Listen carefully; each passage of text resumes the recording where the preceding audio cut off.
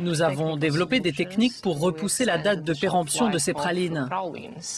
Et pour cela, nous avons utilisé des techniques microscopiques pour étudier la structure du chocolat. Nous avons utilisé ce savoir pour identifier des solutions qui ont pu être utilisées par des PME. La recette pour obtenir la parfaite praline n'est pas particulièrement facile à faire. Tout type de problèmes chimiques, physiques et structurels peuvent avoir lieu à l'intérieur du chocolat, y compris ce qui est connu sous le nom de fat bloom, le blanchiment gras.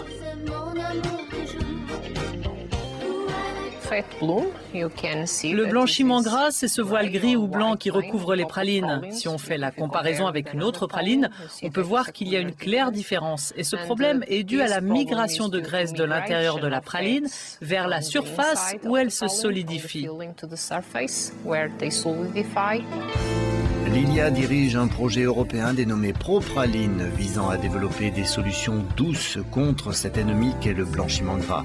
Ce savoir scientifique est ensuite adressé à de petits producteurs de chocolat comme Samos Marsipan, ici en Hongrie. Pour cette raison, les ingénieurs ont pris des échantillons de notre chocolat pour l'analyser dans leur labo. Ils doivent désormais nous fournir les valeurs que nous devons avoir dans notre chocolat pour faire un bon chocolat. Après cette analyse, Samos a investi dans de nouveaux outils pour fabriquer le chocolat et il semble que la clé pour créer une praline stable, sans blanchiment gras, c'est une bonne courbe de température. Cela signifie qu'il faut réchauffer le chocolat jusqu'à 42 degrés. Il faut ensuite le refroidir à 27 degrés et, avant de mélanger, de le réchauffer encore à 32 degrés. Quand toute cette procédure est faite, alors le chocolat sera brillant et vraiment croquant.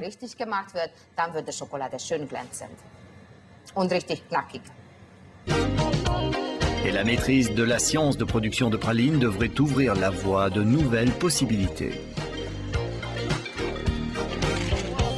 Je pense que nous allons avoir de nouveaux produits sur le marché parce que si nous comprenons mieux comment fonctionne cette migration, alors nous allons pouvoir développer des garnitures beaucoup plus exotiques avec beaucoup plus d'eau et de goût de fruits.